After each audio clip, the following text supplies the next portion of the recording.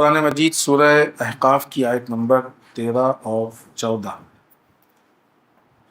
ارشاد رب العزت ہو رہا ہے کہ بے شک وہ لوگ کہ جنہوں نے یہ کہا کہ اللہ ہمارا رب اور اس کے اوپر قائم رہے،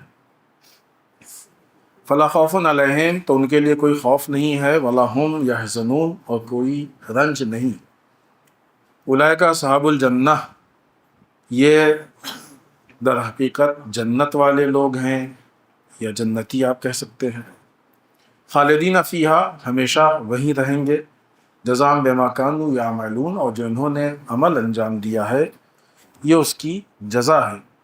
ظاہر سی بات ہے کہ جزا ہے تو وہ اللہ کی طرف سے ہے ان کے لیے۔ اس آیت شریفہ کے ضمن میں توحید عملی کربلا کے آئینے میں اس موضوع کے اعتبار سے ہماری گفتگو کا آغاز ہوا تھا اور آج اپنے 10ویں مرحلے میں ہے۔ کل کی گفتگو میں ہماری بات اس مقام پہ پہنچی تھی، ہم لوگ تیسرے اسٹیپ پہ، تیسرے مرحلے پہ بات کر رہے ہیں کہ جہاں پہ ہم یہ جو اللہ ہمارا رب ہے اس کو کہتے ہیں تو اس کو پریکٹیکل لائف میں اپنانے کا طریقہ کیا ہے، کس طریقے سے ہم اس کو اپنی عملی زندگی میں اپنا سکتے ہیں۔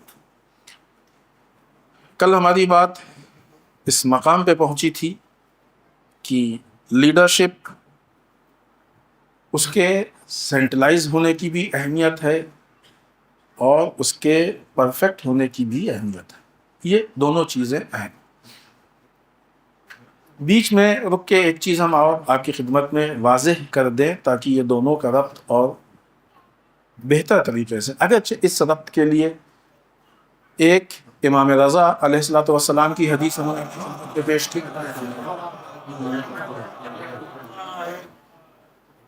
کہ جس میں آپ نے فرمایا کہ کلمہ لا الہ الا اللہ، البتہ یہ حدیث قدسی ہے، اللہ نے ارشاد فرمایا کلمہ لا الہ الا اللہ ہمارا قلعہ ہے، جو اس میں داخل ہو گیا وہ ہمارے عذاب سے امان پا گیا۔ امام نے اس کو بیان کیا، پھر تھوڑی دیر کے بعد کہا کہ کچھ شرطیں ہیں اور میں ان شرطوں میں سے، یہ اس بات کی وضاحت ہے کہ لیڈرشپ توحید کی شرط ہے۔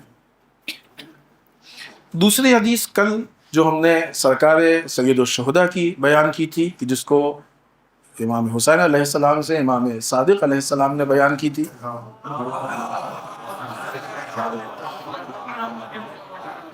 جس میں امام نے فرمایا تھا کہ اللہ کی معرفت در واقع یہ ذریعہ ہے اور وسیلہ ہے کہ اپنے وقت کے امام کی جس کی اطاعت واجب ہے اس کی معرفت در واقع اللہ کی معرفت۔ ان دونوں روایات کے بعد اس چیز کی وضاحت کی جائے تو اب تک کی گفتگو سے جو توحید کا مسئلہ ہمارے سامنے آیا ہے پریکٹیکل اعتبار سے، زبانی اعتبار سے تو کہہ دیا اللہ ایک، اس میں کوئی شک و شبہ کی گنجائش نہیں۔ کوئی بھی مسلمان ایسا نہیں ہے کہ جو علی الاعلان یہ کہہ دے کہ ہم اللہ کو نہیں مانتے، اللہ نعوذ باللہ 2 ہے، اللہ 4 ہے، فلاں اللہ کا شریک ہے، استغفر اللہ نعوذ باللہ، ایسا کوئی مسلمان نہیں ہے۔ اور کہہ دے گا تو ظاہر ہے مسلمان نہیں رہ جائے گا۔ بہت ساری چیزیں انسان جو ہے وہ ممکن ہی نہیں ہے کہ کہے، یا بہرحال جو بھی اس کے حالات ہیں۔ سارا مسئلہ آتا ہے عمل میں، اور یہ جب عمل میں توحید نہیں ہوتی ہے تو انسان آ جاتا ہے شرک کی منزل میں، جسے ہم شرک خفی کہتے ہیں۔ جب یہی انسان عمل میں آ کے پریکٹیکلی اعتبار سے اس کے سارے عمل کا محور اللہ کی ذات ہو جاتی ہے، ہم کیا کریں گے اللہ کے لیے، کیا نہیں کریں گے اللہ کے لیے، کیا کہیں گے اللہ کے لیے، کیا نہیں کہیں گے اللہ کے لیے، دوستی اللہ کے لیے، دشمنی، تو خود بخود اب اس کی وضاحت اگر دیکھی جائے تو اب اس کا عمل کوئی ایسا عمل نہیں رہ گیا کہ جو یہ اپنی مرضی سے کرے۔ لہٰذا پہلے اسٹیپ میں جب ہم لوگوں نے بات کی تھی، اگر آپ کو یاد ہو تو سرکار سید الشہداء کا بہت مشہور جملہ کہ جس میں پالنے والے ہم تیرے فیصلوں پہ راضی، جہاں پہ بات یہ ہوئی تھی کہ انسان کی مرضی اپنی مرضی نہیں رہ جائے بلکہ در واقع اللہ کی مرضی ہی اس کی مرضی بن جائے. تو یہ وہ مرحلہ ہے، وہ اسٹیپ ہے کہ جہاں پہ انسان پریکٹیکلی اعتبار سے اپنے آپ کو چینج کرے. یہ ہو گیا توحید جو اب تک کی بات. اب آئیے اسی کے ساتھ ساتھ ولایت. ولایت کسے کہتے ہیں؟ ولایت کے معنی کیا ہے؟ ظاہر سی بات ہے کہ یہ وہ لفظ ہے کہ جس کو لے کے لوگوں کو کنفیوز کیا جاتا ہے. ولایت سب سے بنیادی اعتبار سے جو پیش کی گئی وہ میدان غدیر میں پیش کی گئی. ولایت کے لیے میدان غدیر مشہور ہے، اگرچہ ہمارا ولی اللہ ہے، رسول صلی اللہ علیہ وسلم ہمارے ولی ہیں،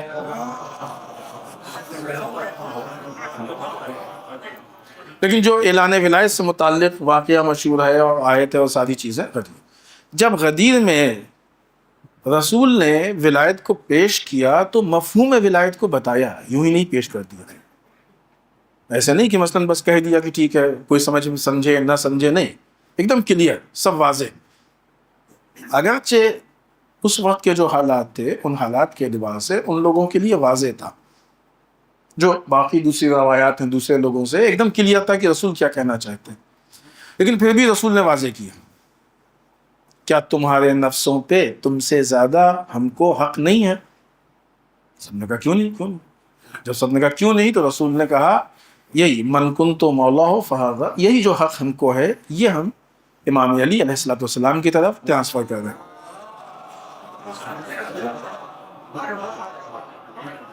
یہ دونوں چیزیں آپ کے لیے واضح ہیں، کلیئر ہیں، بہت تفصیل میں جانے کی ضرورت نہیں ہے. اب یہاں مفہوم کے اعتبار سے آپ دیکھیے، عمل کے اعتبار سے دیکھیے، پریکٹیکل کے اعتبار سے دیکھیے تو ان دونوں میں کیا فرق ہے؟ صرف اتنا فرق ہے کہ جب بات توحید کی آتی ہے تو ہر وہ چیز کی جو اللہ کی مرضی ہے اس کے مطابق. جب بات ولایت کی آتی ہے تو جو بھی ہمارا ولی ہے در واقع وہ اپنی ولایت نہیں اللہ کی ولایت کو پیش کر رہا ہے، یعنی یہ وسیلہ ہے اللہ کی مرضی تک پہنچنے کے لیے. لیکن عملی اعتبار سے ہمارے سارے عمل توحید عملی میں بھی اللہ کی مرضی کے مطابق ہوں اور ولایت میں بھی جو ہمارا ولی ہو اس کے کنٹرول کے مطابق. اور اگر یہ ولی اللہ کا ولی ہے کہ یقیناً ہونا بھی چاہیے تو اب عملی اعتبار سے کوئی فرق تو نہیں ہوا نا. لہذا اگر یہ ولایت ہے تو توحید ہے،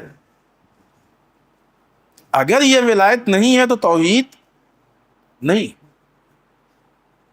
اس بات کو محسوس کریں. ولایت یعنی لیڈرشپ، ولایت یعنی وہ ذات کی جو آ کے ہم کو لیڈ کرے. ولایت یعنی حاکم، ولایت یعنی حکومت کرنے والا، ولایت یعنی ہماری رہنمائی کرنے والا. بس یہیں پہ آ کے جس طریقے سے توحید کے مرحلے میں ہم نے اشارے میں اس سے پہلے ظاہر ہے کہ کل یا پرسوں کی مجلس میں اس بات کو بیان کیا تھا کہ توحید کے مقابلے میں شرک ہے، اسی طریقے سے الہی ولایت کے مقابلے میں طاغوت کی ولایت ہے. یہ جو الہی ولایت اور طاغوت کی ولایت کا مرحلہ ہے یہ بعض اوقات بلکہ توحید سے بھی آپ لیں تو بہت ساری چیزیں چونکہ توحید کے مطالب ہمارے درمیان بہت زیادہ واضح نہیں ہے، جن لوگوں کے درمیان، سب نہیں ہے یقیناً ایسے، تو بہت سی ایسی چیزیں ہوتی ہیں کہ جو اللہ کی مرضی کے مطابق کرنی چاہیے، انسان غلطی سے عمدن نہیں، جان بوجھ کے نہیں، اللہ کی مرضی کے خلاف کر دیتا ہے. اسی لیے ضروری ہے کہ ان مطالب پہ، ان باتوں پہ گفتگو ہوتی رہے. اسی طرح یہ جو ولایت عالم اسلام کا بنیادی مسئلہ ہے، اہم مسئلہ ہے، سارے مسلمانوں کے درمیان متفقہ طور پہ یہ اہم مسئلہ ہے عالم اسلام کا، سارے مسلمانوں کے درمیان. یہ جب ولایت ہمیں اس کے جو تقاضے ہیں، جو جس اعتبار سے اس پہ ہم کو عمل کرنا چاہیے، یہ ہمارے لیے جب واضح نہیں ہوتی ہے تو بعض اوقات ہم غلطی سے ہی صحیح الہی ولایت کو چھوڑ کے طاغوت کی ولایت کی طرف چلے جاتے ہیں. طاغوت کی ولایت یعنی اللہ کی نافرمانی، یعنی گناہ. نے ایک چیز کسی جگہ پہ عرض کی تھی، آپ کی خدمت میں بھی عرض کر دیں کہ دیکھیں بہت ساری چیزیں ایسی ہیں کہ ہمارے درمیان واجب کے اعتبار سے مشہور ہیں یا حرام کے اعتبار سے مشہور ہیں، لیکن ایسا نہیں کہ اتنے ہی واجب و حرام ہے. ابھی کچھ دن پہلے ہم نے فروع الدین کی بھی مثال اسی پس منظر میں دی تھی. اس کے علاوہ بہت سے ایسے واجبات ہیں کہ جو ہمارے معاشرے میں مشہور نہیں ہے لیکن ہیں واجب. ان میں سے یہ کہ کسی نااہل کو اپنا ولی اور سرپرست مت بناؤ. ابھی ہم آپ کے سامنے آیات پیش کریں گے اس سلسلے میں. اہم ہے، اگر آدمی بنا رہا ہے تو صریحاً قرآن کی مخالفت کر رہا ہے، اور مخالفت کرنے والے کے لیے بھی ہے. آج شاید ہم وہاں نہ پہنچ پائیں، اگر پہنچ گئے تو آج اس آیت کو پیش کریں گے، ورنہ جو اس کی مخالفت کر رہا ہے قرآن نے اس کی مذمت کی ہے، اس کو بھی ہم آپ کی خدمت میں پیش کریں گے. یہ چھوٹا موٹا گناہ نہیں ہے، یہ چھوٹا موٹا جرم نہیں ہے عالم اسلام میں. آئیے ہم پہلے قرآن مجید سے آیتوں کو پیش کر کے تھوڑی سی وضاحت کریں، پھر اس کے بعد سرکار سید الشہداء کے قول کو پیش کریں، تاکہ اس امر اور اس کام کی جو اہمیت ہے اس کو آپ کی خدمت میں ہم پیش کر سکیں. ایک نعرہ صلوات.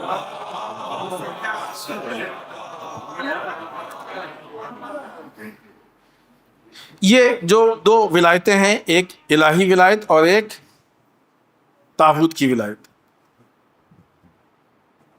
پہلے ایک چیز ہم آپ کی خدمت میں عرض کر دیں. سورہ مائدہ 5واں سورہ، بعض علماء نے کہا ہے کہ یہ حکومت کا سورہ ہے، ولایت کا سورہ ہے. لہٰذا ہم آپ کی خدمت میں عرض کر رہے ہیں کہ آپ جا کے اس پورے سورے کو ترجمے کے ساتھ پڑھیے. ابھی جو ہم دو آیتیں ابھی پیش کریں گے، البتہ اور بھی دوسرے سوروں سے بھی آیتیں ہیں، فی الحال دو آیتیں پیش کریں گے، وہ دونوں اسی سورے سے ہیں. اور جو لوگ اس کو نہیں اپناتے ہیں، جب ان کے متعلق گفتگو کریں گے تو وہ بھی اسی میں. تو آج کے ہوم ورک میں یہ سورہ مائدہ ترجمے کے ساتھ. میں نے اس سے پہلے بھی آپ کی خدمت میں عرض کیا ہے کہ قرآن مجید پڑھنے کا مطلب یہ ہے کہ اس کو ہم ترجمے کے ساتھ پڑھیں. ارشاد رب العزت ہو رہا ہے سورہ مائدہ آیت نمبر 51. بسم اللہ الرحمن الرحیم. یا ایھا الذین آمنوا لا تتخذوا اليہود والنصارى اولیاء. مشہور ہے نا، سنی ہوگی آپ لوگوں نے. اے صاحبان ایمان، یہود و نصارہ کو اپنا ولی یا سرپرست نہ بناؤ. بظاہر تو یہ بہت کامن سینس کی چیز ہے. اتنا اہم مسئلہ ہے کہ قرآن ذکر کرے اس کو ہے، تبھی تو قرآن ذکر کر رہا. قرآن کی نگاہ میں اہم ہے. کس کو اپنا ولی اور سرپرست بنانا ہے یہ قرآن طے کرے گا. بنیادی چیزوں میں سے ہے یہ. کتنے ایسے مسائل ہیں جن کو قرآن مجید نے صرف کلی بیان کر دیا، حکم دے دیا ایسا ہے ایسا ہے، یہ واجب ہے یہ واجب ہے. لیکن ولایت کے مسئلے میں آ کے گہرائی میں جا کے مختلف جگہوں پہ لیڈرشپ کا مسئلہ آیا تو گہرائی میں جا کے، امامت کا مسئلہ آیا تو گہرائی میں جا کے، حکومت کا مسئلہ آیا تو گہرائی میں جا کے اس کے موارد کو پیش کیا. یہ سوچنے کی چیز ہے کہ قرآن مجید کی نگاہ میں کس چیز کی کس حد تک اہمیت ہے اور کس حد تک وہ ہمارے درمیان پیش کرنا چاہ رہا ہے. اے صاحبان ایمان، صاحبان ایمان سے خطاب ہے. لا تتخذوا اليہود والنصارى اولیاء. یہود و نصارہ کو اپنا ولی، سرپرست، حاکم نہ بنا. کیسا حاکم بنتا؟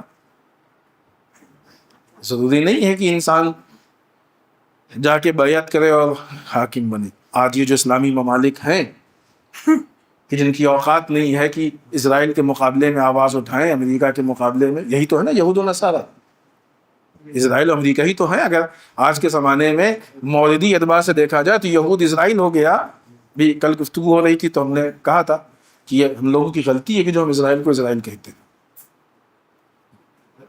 در واقع یہ غصب کیا ہوا فلسطین کا حصہ، لیکن رائج ہے کہہ دیتے ہیں. لیکن ذہن میں ایک بات آئی اس لیے ہم نے آپ کی خدمت میں عرض کیا، ورنہ خود اسرائیل کا تو کوئی وجود ہی نہیں، وہ تو غصبی جگہ ہے اور انشاءاللہ قریب نابود ہوگا. شب عاشور اور عاشور ہمارے عزم و ارادے اس راستے میں زیادہ مضبوط ہونے چاہیے، کیونکہ عاشور دن ہی اسی کا ہے کہ حق، کلمہ حق اور حق کو بلند کیا جائے اور باطل کے خلاف آواز اٹھائی جائے. اور جو آج کے وقت کے یزید کے خلاف آواز نہ اٹھا سکے، در واقع اس نے یزیدیت کی مخالفت کے حق کو ادا ہی نہیں کیا، کیونکہ 1400 سال پرانا یزید تو مر گیا ہے، اس کو کوئی بھی کچھ کہے گا کیا فرق پڑنے والا۔ شجاعت تو تب ہوتی ہے کہ جب انسان وقت کے یزید کے خلاف آواز اٹھائے، یہ حقیقت حال ہے۔ تو بہرحال آج کے زمانے میں یہی یہود و نصارہ کون؟ اسرائیل و امریکہ، وہ ممالک کہ جو ان کے اشارے کتنے پست ہو تو تصور بیعت کا وہاں ہوتا ہے کہ جہاں پہ رعایا حاکم کی بیعت کرے، اور جب خود حاکم بیعت کرنے لگے تو سوچئے کتنا پست ہو گیا۔ کتنے بے غیرت ہیں یہ حکمران، ان کو اپنی طاقتوں کا اندازہ نہیں، ان کو اپنے مقام کا اندازہ نہیں، ان کو اپنے عہدے کا اندازہ نہیں۔ کتنے خائن ہیں، کتنے ساری عوام تمہارے اوپر۔ آپ دیکھیں گے جب سے یہ حالات چل رہے ہیں، بات آ جاتی ہے جب سے یہ حالات چل رہے ہیں، کچھ ممالک میں بدترین حالات ہیں۔ کویت، بحرین کو تو بہت پہلے سے حالات خراب ہیں، فرقہ واریت دن بدن بڑھتی جا رہی ہے۔ جتنے ممالک، بات آتی جا رہی ہے لیکن بہرحال عرض کریں اہم ہے، جتنے ممالک، یہ اسلامی ممالک ہے نا، یہاں پہ تو مسلم اور نان مسلم کا مسئلہ نہیں ہے، جو بھی مسئلہ ہے مسلمانوں کا، حتیٰ خود یہ امریٹ، دبئی وغیرہ، یہ لوگ اسلامی فرقوں کے درمیان جو تعصب کو پیش کر رہے ہیں، وہاں ایک طرف سے جو ان کا غصہ، ایک محاورہ ہے اردو کا، نہیں معلوم شاید بزرگان نے سنا ہوگا کہ دھوبی سے نہ جیتے تو گدھے کا کان میٹے، سنا ہے نا آپ نے؟ مقصد کیا ہے اس کا کہ اصل جو مین ہے وہ تو دھوبی ہے بیچارہ، اس کی طاقت تو اس سے نہیں جیت پائے، تو وہ بے زبان جانور آ کے اسی سے بدلہ نکال رہے ہیں نا۔ گدھے سے مطلب یہی ہے کہ جس کے پاس اتنی طاقت نہیں ہے، پاور نہیں۔ اسرائیل ایران سے نہیں جیت پایا تو یہ بدبخت ممالک شیعوں کو پریشان کر رہے ہیں۔ اب آپ رشتوں کو جوڑیے۔ لبیک خامنائی، لبیک سیستانی، لبیک سیستانی، ایک سے بڑھ کر ایک ذلیل، ایک سے بڑھ کر ایک ذلیل، مرد آباد، مرد آباد، مرد آباد، مرد آباد، مرد آباد، نعرہ حیدر، امام بلند سلوات۔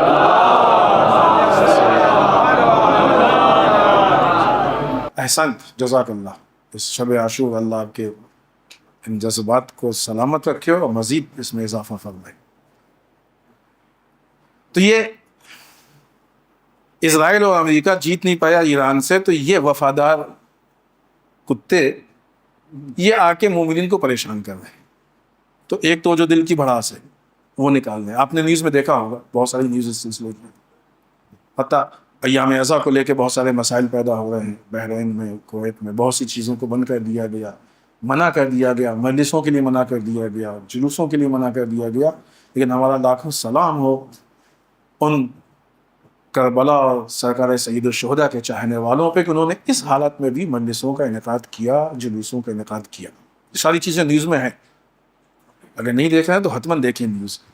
ہاں، اسلام حالات حاضرہ سے آگاہ ہونے کے لیے کہتا ہے، منع نہیں کرتا ہے۔ آپ کو معلوم ہونا چاہیے دنیا میں کیا ہو رہا ہے۔ خیر، تو یہ لوگ ایک تو اس غصے کو نکال رہے ہیں، دوسرا جو سب سے بڑا اس کا اثر یہ ہے کہ جب اس طرح کی چیزیں پیدا ہوں گی تو خود بخود سنی اور شیعہ تفرقہ پیدا ہونے لگے گا۔ یہ جو سنی شیعہ اختلاف ہے یہ اسرائیل کے لیے بہت کام کی چیز ہے، یہ امریکہ کے لیے بہت کام کی چیز ہے۔ جب سے طوفان حماس اور اس کے بعد یہ سلسلہ شروع ہوا ہے، آپ جا کے نیوز اٹھا کے دیکھیے، نہ جانے کتنے ایسے معارض پیش آئے ہیں پاکستان اور دوسرے جگہوں پہ کہ جہاں پہ مسئلہ شیعہ سنی کا بنا کے پیش کیا گیا تاکہ مسلمانوں کے درمیان اختلاف.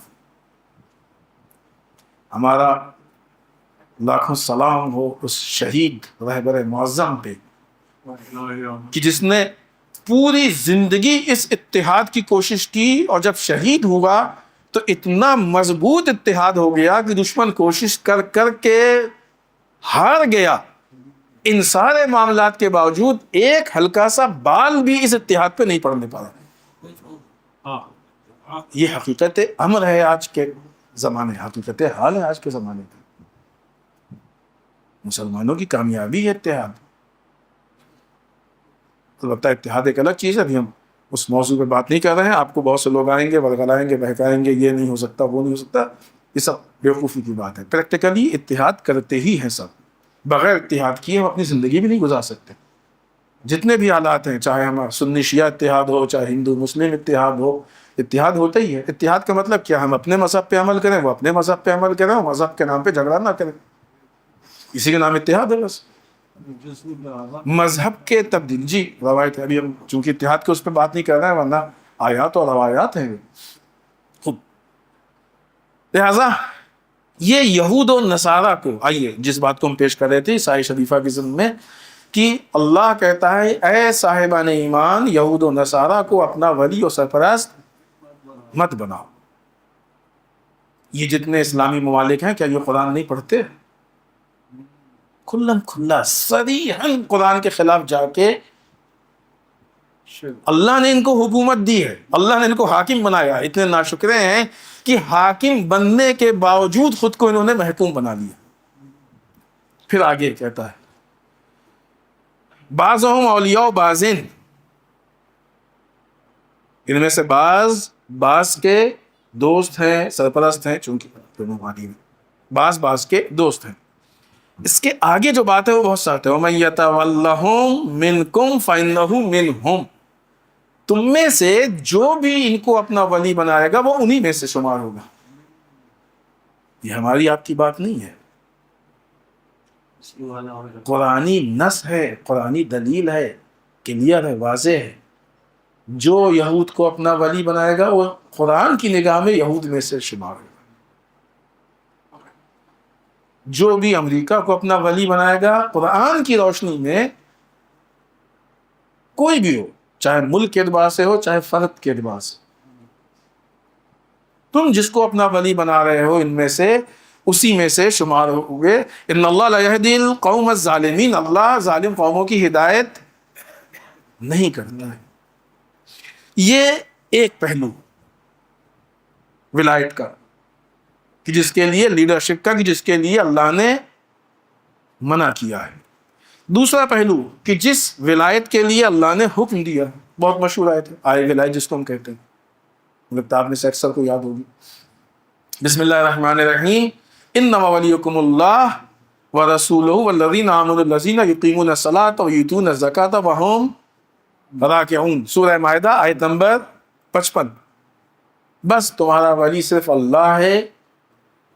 یہ اس آئے ولایت کے بعد اگر وہ جو پہلے والی آیت تھی اللہ اس کو نہیں بھی ارشاد فرماتا، تب بھی وہ مفہوم اس میں واضح تھا، کیونکہ یہاں پہ انما ہے اور انما حسر کرتا ہے.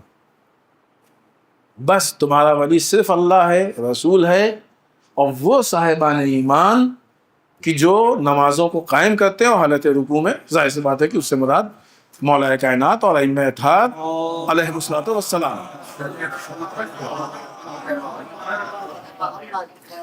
یہ دونوں سلسلہ، یہ بات دونوں ولایت کی بات واضح ہو گئی.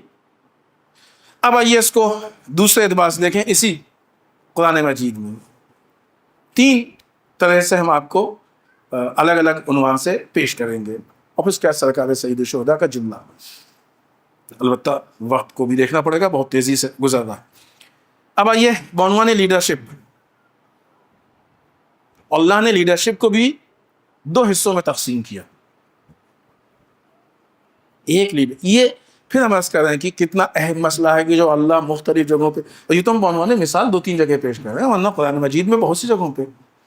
سورہ انبیاء آیت نمبر 73،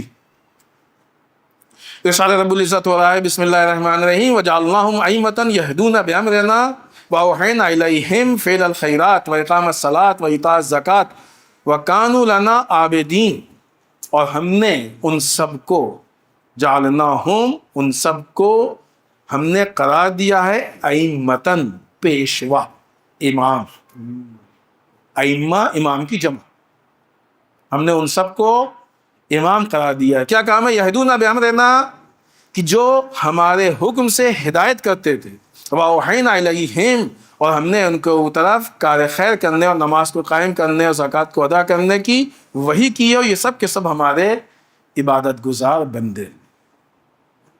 ایک قسم لیڈرشپ کی یہ ہو گئی۔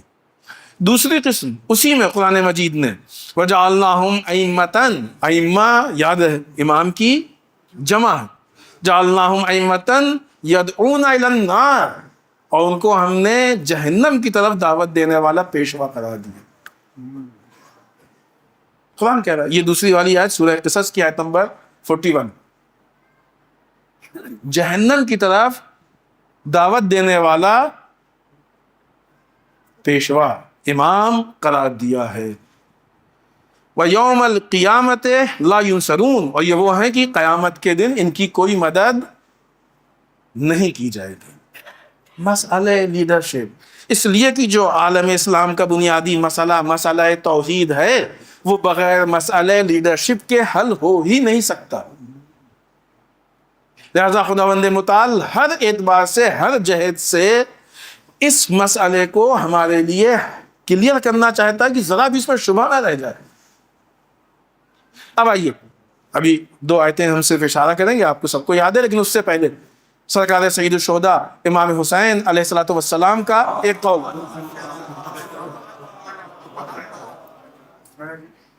امام فرماتے ہیں انا للہ و انا الیہ راجعون وعلی الاسلام السلام اذ بلیت امۃ برأی مثل یزید۔ انا للہ کلمہ استرجاع، ہم نے یہ بات عرض کی ہے، ہم صرف دلیل دیتے ہوئے نتیجہ اخذ کریں گے اور آگے بڑھیں گے۔ کلمہ استرجاع، کلمہ استرجاع کب پڑھا جاتا ہے؟ ہم لوگ انا للہ کب پڑھتے ہیں؟ جب کوئی مر جاتا ہے، اگرچہ مخصوص نہیں انا للہ مرنے سے، آدمی کو یوں بھی اقرار کرنا چاہیے کہ ہم اللہ کے لیے ہیں، بھائی اس کا یہی تو مطلب ہوا نا، انا للہ، ہم سب اللہ کے لیے، انا الیہ ہے راجعون، اور ہم سب کو اسی کی طرف پلٹ کے جانا۔ تو کیا قباحت ہے اس میں؟ کوئی پڑھنے سے مر تو نہیں جائے گا نا، پڑھتے رہنا چاہیے، اس کو اقرار کرنا چاہیے۔ لیکن بہرحال ہمارے یہاں عموماً عام طور سے ہوتا یہ ہے کہ ہم اس کو موت کے وقت پڑھتے ہیں، اور ہے بھی موت کے وقت پڑھا جاتا ہے، ایسا نہیں کہ مخصوص ہے اس کے علاوہ نہیں پڑھ سکتے، لیکن موت کے وقت کلمہ استرجاع پڑھا جاتا ہے، یا مصیبت کے وقت یا ایسے حالات۔ سرکار سید الشہداء نے کلمہ استرجاع پڑھا، اور اس کے بعد کہا کہ اس اسلام پہ ہمارا سلام، یعنی پہلے موت کی علامت دی، پھر کہا وہ اسلام رخصت ہو گیا، ہمارا سلام اس پہ جس کا حاکم یزید جیسا چرواہا۔ اس وقت کی جو پرابلمز ہیں، ان ساری پرابلم کو اگر جمع کر کے ایک جملے میں امام نے بیان کیا ہے تو کیا ہے؟ یزید کی حکومت تھی۔ پہچانے اس کو، جب بھی باطل حکومت آئی ہے اس نے لوگوں کو برائیوں کی طرف دعوت دی، حق حکومت آئی ہے تو اس نے لوگوں کو اچھائیوں کی طرف دعوت دی۔ اگر یزید کسی قوم کا، البتہ وہ وضاحت ہم پیش کر چکے ہیں اس لیے ہم یہاں پہ نہیں پیش کر رہے ہیں کہ امام نے کیوں یزید کو چرواہا کہا، اس کا تعلق وہ حالات کے اعتبار سے ہمیں ایسا لگ رہا ہے، اس لیے ہم اس کو ریپیٹ نہیں کر رہے ہیں کہ ہم پیش کر چکے ہیں اس سے پہلے جب خمسے کے لیے آئے تھے، میں اس کی وضاحت نہیں کر رہا۔ یہ لیڈرشپ کا ایک بہت بنیادی مسئلہ، اگر لیڈر غلط ہو جائے تو امام پورے اسلام کو کہہ رہے ہیں ہمارا سلام ہے۔ عجیب بات ہے، کیا لوگ حج کے لیے نہیں جمع ہوئے تھے؟ لوگ نماز نہیں پڑھ رہے تھے؟ لوگ تلاوت قرآن مجید نہیں کر رہے تھے؟ کیا لوگ روزہ نہیں رکھ رہے تھے؟ لیکن امام کہہ رہے ہیں اس اسلام پہ ہمارا سلام جس کا حاکم یزید جیسا چرواہا۔ یہ امام کی نگاہ میں مسئلہ لیڈرشپ اس حد تک اہم ہے. اب آپ دیکھیں موجودہ حالات میں اگر آپ اس کو دیکھیے انشاءاللہ ایک دو باتوں کر کے بس آہستہ آہستہ اپنی بات کے اختتام کی طرف لے کے چلیں. اگر آپ ان چیزوں کو ملا کے دیکھیے آج کے زمانے میں، چھوڑیے فی الحال ابھی دوسرے ممالک کی بات نہیں کرتے، اسی ایران کو دیکھیے کہ جب اس ایران میں شاہ کی حکومت تھی تو اسی ایران میں حجاب پہ بین تھا. ٹھیک ہے نہیں پابندی؟ کن چیزوں سے، ابھی ہم نہیں چاہتے ان چیزوں کی وضاحت کرنا، کن چیزوں کے لیے ایران مشہور تھا؟ کتنا فرق ہے حاکم کا. لیکن جب ایک فقیہ، ایک صالح مرد، ایک مرد مجاہد، وہ کہ جو اللہ کی معرفت رکھتا ہے، جب اس نے قیام کیا، حکومت آئی، وہی عوام تھی کہ جو آج بدل کے اتنی بہتر ہو گئی کہ اسلام کے نام پہ اپنی جان، بچوں، سب کو قربان کرنے پہ تیار. جب کوئی شہید شہادت دیتا ہے تو کوئی اس کے ماں باپ بھائی بہن شکوہ نہیں کرتے ہیں کہ ہمارا چلا گیا، ہمارا نقصان ہو گیا. فخر محسوس کرتے ہیں کہ ہمارا کوئی ہے کہ جو شہید ہوا. ہے کہ نہیں جذبہ؟ کہاں سے ہے یہ جذبہ؟ ولی کا، حاکم کا، لیڈرشپ کا کتنا اثر پڑتا ہے، کتنا فرق پڑتا ہے. لہذا اسی ایران میں جب حاکم غلط تھا، خراب تھا تو اسلام مر گیا تھا. جب حاکم صحیح آیا تو اس نے اسلام کو زندہ کر دیا. یہ ایک دم سامنے کی چیز ہے نا، دکھی ہوئی چیز ہے. اور آگے بڑھ کے ایک جملہ اس کا آپ کی خدمت میں، جب کوئی صالح حکومت بنتی ہے تو اسلام کو زندہ کرتی ہے تو اس کا اسلام کا زندہ کرنا اپنے ملک تک محدود نہیں رہتا. اپنے ہاں اسلام کو زندہ کیا، عراق میں بہت کچھ تبدیلی کی. ہم یہ نہیں کہتے کہ چونکہ حوزہ تھا، مراجع تھے، لیکن بہرحال صدام کی حکومت تھی. بہرحال مومنین مشکلات میں تھے، مظلوم تھے، بہت کچھ فرق پیدا ہوا. لبنان میں تشیع کو زندہ کیا، اور بات صرف زندہ کرنے کی نہیں ہے، تشیع کو نائجیریا تک پہنچا دیا. اور اس مرد مجاہد آیت اللہ زکزکی نے اپنے 6 بچوں کو شہید کر کے فخر کیا، شکوہ نہیں کیا. آسان ہے 6 بچوں کا، 6 لڑکوں کا شہید ہو جانا. 7 لڑکوں میں سے 6 جوان لڑکے اگر شہید ہو جائیں، یہ اسی عاشورہ، اسی قیام سرکار سید الشہداء کا دیں گے. یعنی اس ولی اور اس توحید کے مراحل میں فرق نہیں ہونا چاہیے. یہی وسیلہ بنتا ہے توحید تک پہنچنے کے لیے. دوسری طرف سے آپ دیکھیے سرکار سید الشہداء کا جو سب سے بڑا شکوہ تھا وہ یہی تو شکوہ تھا. یعنی جتنے بھی شکوے پیش کیے اور جتنے بھی آپ نے بتایا کہ یہ پرابلم ہے، وہ پرابلم ہے، یہ مسئلہ ہے، وہ مسئلہ ہے، یہ مشکل ہے، جس زیادہ شدت کے ساتھ اس مسئلے کو پیش کیا، کسی اور میں کہا انا للہ و انا الیہ راجعون. کیوں؟ اور یہ چیز ویسے بھی ہے کہ ہم کو سمجھنا چاہیے. انشاءاللہ مصیبت کا ہم ذکر کریں گے، لیکن یہاں پہ اس بات کو واضح کر دیں. پھر ہم عرض کر رہے ہیں کہ کربلا کے مسائل، اس میں کوئی شک نہیں کہ انسان روتا ہے، لیکن صرف رونے کے لیے نہیں ہے، تربیت بھی ہے اس میں. درس ہے ہمارے لیے، درس حیات ہے، فکر ہے اس کے اندر.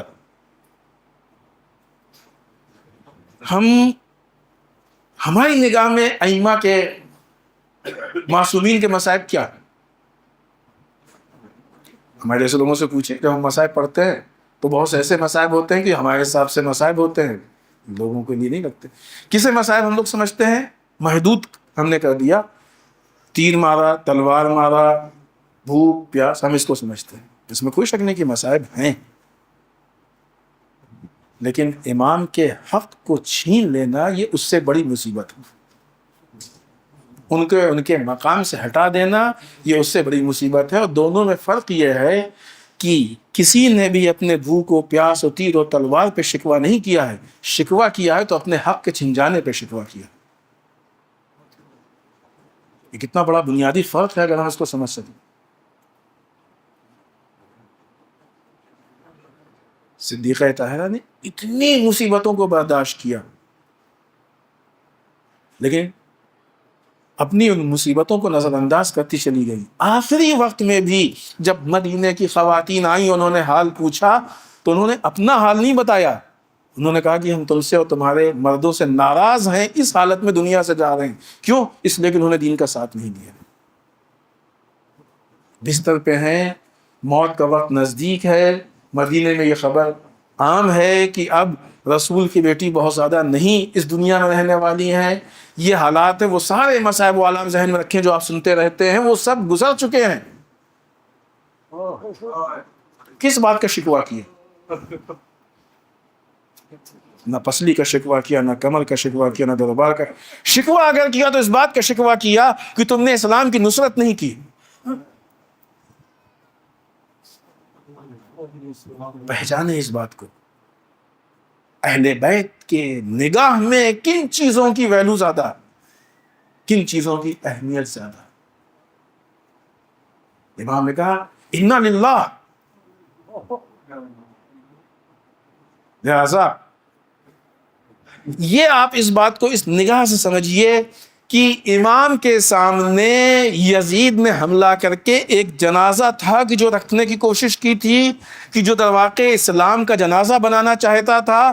امام نے کہا کہ ہم اسلام کو مرا ہوا نہیں دیکھ سکتے ہیں، ولو یہ کہ ہم کو اپنے جوان بیٹے کا جنازہ اٹھانا پڑے، اپنے بھائی کو شہید کرنا پڑے، 6 مہینے کے بچے کا جنازہ اٹھانا پڑے، بھتیجے کا جنازہ اٹھانا پڑے، لیکن اسلام کو ہم نہیں مرنے دیں گے. یہ در واقع فلسفہ کربلا اور امام کا عزم و ارادہ. یہی وہ چیزیں ہیں کہ جب انسان کے ذہنوں میں یہ فکر سما جاتی ہے تو آج بھی اس کے اندر وہ شجاعت، وہ حالات پیدا ہو جاتے ہیں. ایسے ہم تو قرآن مجید کی 4 آیتوں کو پڑھ رہے ہیں تو اس مسئلے کو، اور ظاہر سی بات ہے کہ ہمارا علم کیا اور ہماری رسائی کیا. امام ان آیات کے حقائق کو پہچانتے، ان آیات کی گہرائی کو پہچانتے. لہٰذا بس ہم اپنی بات کو ختم کر رہے ہیں.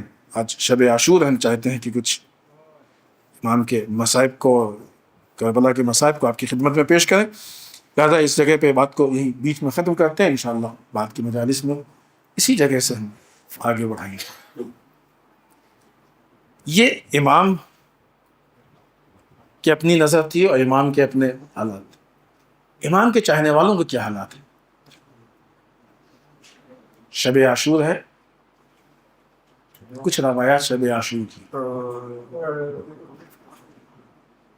ایک روایت ہے کہ شب عاشور امام خیمے سے نکلے تاکہ میدان کے حالات کو سمجھ لے، اس کے حساب سے جنگ کے پروگرامنگ پہ اثر پڑے گا. ہلال بن نافع نے دیکھا کہ امام تنہا میدان کی طرف جا رہے ہیں. ہلال کو لگا ایسا نہ ہو کہ امام خطرے میں گھر جائے. آہستہ آہستہ امام کے پیچھے پیچھے چل دی. تھوڑا آگے بڑھے، امام کو ہٹ محسوس ہوئی، پلٹ کے دیکھا، پہچان گئے کہ ہلال کا مولا آپ کی حفاظت کے تحت مقصد سے آپ کے پیچھے آ گئے. امام نے ہلال کو بلایا، بہت کچھ بتایا، دکھایا. اس کے بعد کا ہلال سامنے جو 2 پہاڑیاں دکھ رہی ہیں، ان 2 پہاڑیوں کے درمیان سے نکل جاؤ، اندھیرے میں کسی کو نہیں معلوم ہوگا، یہ صرف ہمارے خون کے پیاس ہے.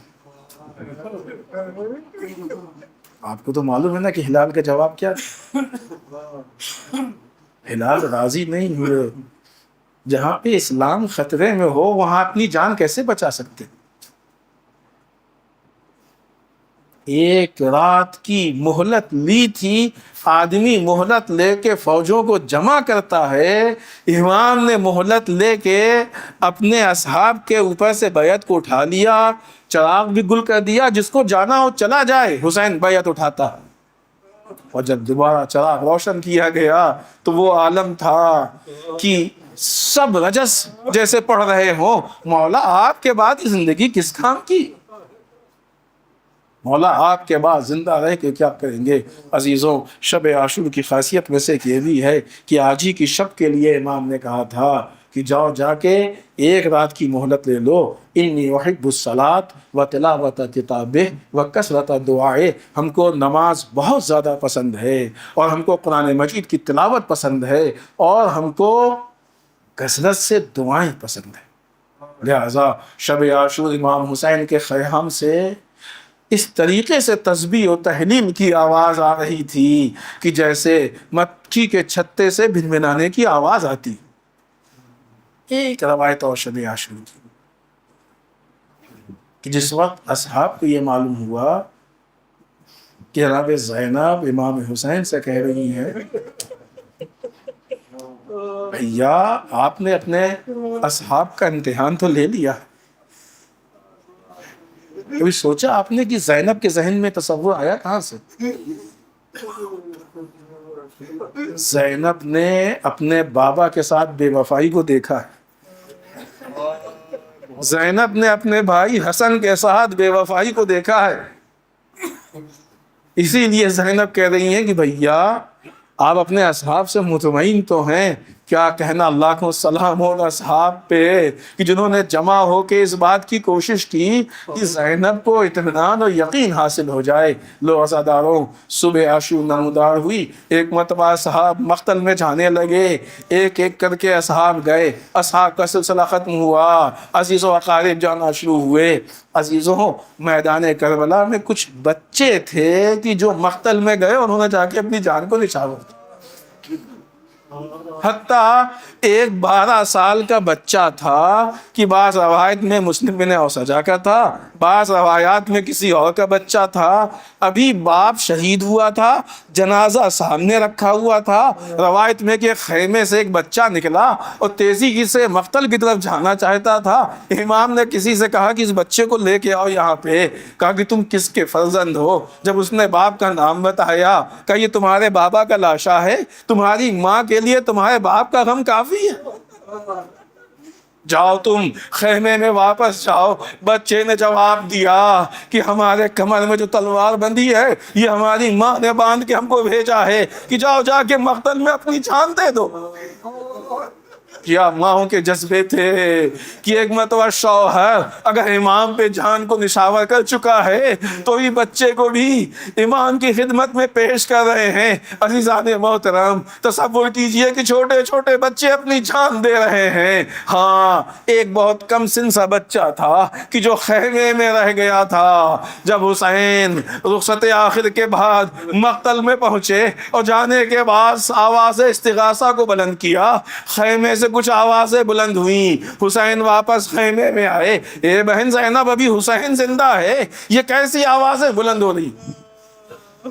معلوم یہ ہوا کہ آواز استغاثہ کو سن کے ایک چھوٹے سے بچے علی اصغر نے اپنے آپ کو منقلب کر دیا. مقاتل پہ دیکھے بہت سارے بچے ہیں کہ جو شہید ہوئے ہیں. حتیٰ بعض روایات میں خود امام حسین کا ایک اور کم سن بچہ تھا, وہ بھی اسی میدان کربلا میں شہید ہوا ہے. عزیزوں باپ نے بیٹے کو اپنے ہاتھوں پہ لیا, لے کے مقتل کی طرف بڑھے, ابا کے دامن کو اوپر ڈال دیا. لوگ سمجھ رہے تھے کہ حسین قرآن کو لے کے آ رہے ہیں. جب مقتل میں پہنچے فوج اشقیاء کے سامنے گئے, بچے کو سامنے کیا. اے فوج جفاکار, اگر تم ہم پہ رحم نہیں کر رہے ہو تو اس بچے پہ تو رحم کر دو. عزیزان نے بہت بچے کی حالت ایسی آسان نہیں ہے کہ فوج اشقیاء کے جو سپاہی تھے وہ صبح سے جنگ کر رہے تھے, بہت نرم دل والے نہیں تھے, بڑے سنگ دل تھے کہ 3 دن کے بھوکے پیاسے جوانوں کو, نوجوانوں کو, کمسن کو قتل کر رہے تھے. ان کے اوپر کوئی فرق نہیں پڑ رہا تھا, لیکن جب انہوں نے علی اصغر کی پیاس کو دیکھا تو وہ بھی برداشت نہ کر سکے, منہ گھما کے رونے لگے کہ یہ وہ مظلومیت ہے جس کو یہ سنگ دل سپاہی برداشت نہیں کر رہے. اس مظلومیت کو حسین نے پیش کیا. عزیزان محترم کہ جب علی اصغر کے آلات سے فوج اشقیاء بدلنے لگی تو ایک مرتبہ حزب کو آواز دی گئی. ایک جملہ تھا جو امام حسین نے جب علی اصغر کو پیش کیا تو ایک جملہ کہا, وہ آپ کی خدمت میں پیش کریں تاکہ اندازہ ہو کہ علی اصغر کی پیاس کیا تھی. عزیزو امام حسین نے جب علی اصغر کو سامنے پیش کیا اور آ کے کہا کہ یہ بچہ پیاس سے بے قرار ہے, عربی زبان میں مختلف مراحل کے لیے الگ الگ لفظ ہے، اور پیاس کی شدت کے لیے ایک لفظ آیا ہے کہ جس کو امام حسین نے استعمال کیا ہے، اسے یتلظا کہتے ہیں۔ یہ تلظا کے معنی کیا ہے معلوم ہے؟ اہل لغت کہتے ہیں، بلکہ اس کو مثال سے ہم سمجھائیں، مچھلی کو اگر آپ پانی سے نکالیے، مچھلی پانی کے فراق میں جب تڑپتی ہے تو کبھی زمین سے اٹھتی ہے اور زمین پہ گرتی۔ اہل لغت اس کو یتلظا نہیں کہتے ہیں۔ پھر اس کے بعد جب اس کے جسم کی طاقت کم ہونے لگتی ہے تو اپنی ہی جگہ پہ پڑے پڑے کبھی سر کو اٹھاتی ہے، کبھی دم کو اٹھاتی ہے۔ اس مرحلے کو بھی یتلظا نہیں کہتے ہیں۔ لیکن یہی مچھلی جب اس کے جسم میں طاقت نہیں رہ جاتی ہے، اپنی جگہ پہ پڑے پڑے کبھی اپنے منہ کو کھولتی ہے، کبھی بند کرتی ہے۔ اہل لغت اس حالت کو یتلظا کہتے ہیں۔ عزیز و حسین نے کہا میرا بچہ پیاس کی شدت سے اس منزل میں آ گیا جس کو تلظا کہا جاتا۔ آپ تصور کیجئے کہ اس مرحلے کو کیسے کوئی برداشت کرے گا۔ کبھی دیکھیے گا شدید گرمی میں پرندے پیاس کی شدت سے کبھی اپنی چونچ کو کھولتے ہیں، کبھی بند کرتے ہیں۔ عزیزان محترم، اگر حسین کا بیٹا حسین کے ہاتھوں پہ اس پیاس کے ساتھ ہو تو کیسے برداشت کیا جائے گا۔ ہرملا آگے بڑھا، 3 بھال کا تیر چلے کمان میں جوڑا، حسین کے آغوش میں 6 مہینے کا بچہ، 6 مہینے کا یہ 3 بال کا تیر عزیزوں کسی جوان کو نہیں مارا جا رہا ہے، 6 مہینے کے کمسن کو کہ جو پیاس سے نڈھال ہو چکا ہے اس کے لیے ہرملا۔ عزیزوں تیر چلا، تیر نے علی اصغر کے گردن کو چھیدا، حسین کے کاندھے میں پیوست ہوا، بچہ باپ کے ہاتھ میں منقلب ہو گیا۔ کتنا سخت مرحلہ ہے۔ اپنے فرزند کے جنازے کو اٹھانا آسان نہیں ہے، بھتیجوں کے لاشوں کو اٹھانا آسان نہیں ہے۔ حسین نے لاشوں کو تو اٹھایا، لیکن اس سے سخت یہ ہے کہ فرزند آغوش میں ہو اور ہاتھ میں دیکھتے دیکھتے دم توڑ دے۔ باپ کے ہاتھ میں، بوڑھے باپ کے ہاتھ میں 6 مہینے کے بچے نے دم توڑ دیا۔ حسین پانی پلانے کے لیے لائے تھے، اب اس جنازے کو لے کے خیمے تک کیسے جائیں؟ عزیزان محترم لاشے کو لے کے آئے، خیمے پہ آ کے آواز دی، بس آخری جملہ زحمت تمام۔